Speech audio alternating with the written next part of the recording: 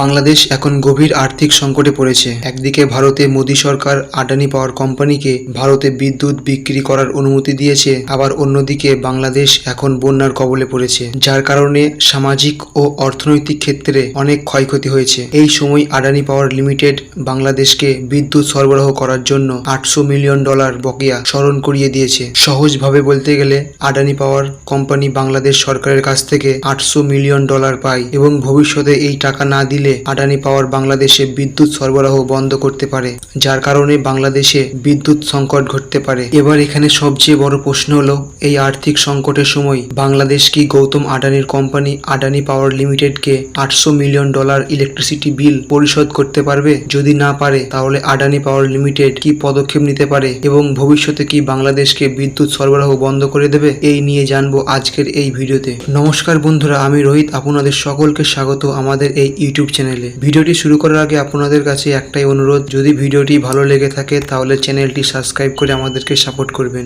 ঝাড়খণ্ডে গৌতম আদানির 1600 মেগাওয়াট গোড্ডা পাওয়ার প্ল্যান্টটি অবস্থিত এবং 2017 সালের চুক্তি অনুযায়ী এই পাওয়ার প্ল্যান্ট থেকে 100% উৎপাদিত বিদ্যুৎ বাংলাদেশকে সরবরাহ করা হতো। তবে বর্তমানে বাংলাদেশের অস্থিরতার কারণে ভারত সরকার 2017 সালের চুক্তিটি গত 12 আগস্ট তারিখে সংশোধন করেছে এবং এই সংশোধন অনুযায়ী Gautam আদানির company Adani power limited এখন ভারতের মধ্যে বিদ্যুৎ বিক্রি করার অনুমতি পেয়েছে।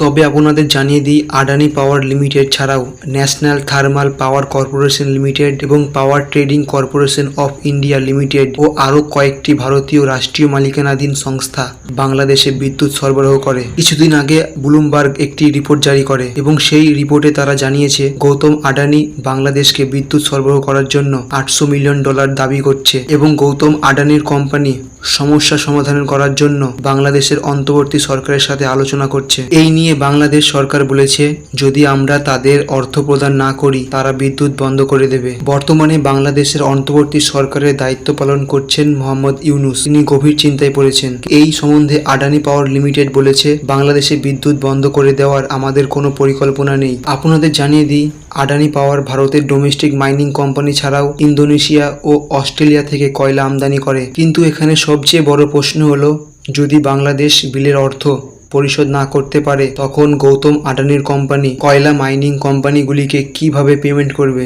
খবরের সূত্র থেকে জানা যাচ্ছে, বাংলাদেশ তার আর্থিক চাপ কমাতে বিশ্ব ব্যাংকের কাছে পৌঁছেছে এবং মোহাম্মদ ইউনুস বিশ্ব ব্যাংকের কাছে অতিরিক্ত $1.5 বিলিয়ন এবং এশিয়ান ডেভেলপমেন্ট ব্যাংক ও জাপান ইন্টারন্যাশনাল কর্পোরেশন এজেন্সির কাছে $1 বিলিয়ন চেয়েছে। শুধু তাই নয়, বাংলাদেশে বৈদেশিক মুদ্রা ভান্ডারও হ্রাস পাচ্ছে। 31 জুলাই পর্যন্ত $20.5 বিলিয়ন মোট রিজার্ভ রয়েছে, যা বাংলাদেশে প্রায় 3 মাসের জন্য আমদানি কভার হবে। আর বর্তমানে বাংলাদেশ সরকার তাদের বৈদেশিক মুদ্রা ভান্ডার বাড়ানোর জন্য আরও ঋণ সংগ্রহ করছে। আপনাদের জানাতে চাই, বাংলাদেশ যখনই সংকটে পড়েছে ভারত তখনই তাদের সাহায্য করেছে। ভারত বাংলাদেশকে 1971 সালে স্বাধীনতার স্বাদ পাইয়ে দিয়েছে। এছাড়াও বিভিন্ন উন্নয়ন প্রকল্পের জন্য ইতিমধ্যেই ভারত বাংলাদেশকে আনুমানিক $4 থেকে $5 বিলিয়ন ঋণ এবং অনুদান দিয়েছে। আবার বিগত 8 বছরে ভারত বাংলাদেশকে $8 বিলিয়ন মূল্যের 3টি লাইন অফ ক্রেডিট এবং বেশ কয়েকটি অবকাঠামো প্রকল্পের জন্য অতিরিক্ত অনুদান সহায়তা দিয়েছিল এবং শেখ হাসিনা সরকার থাকাকালীন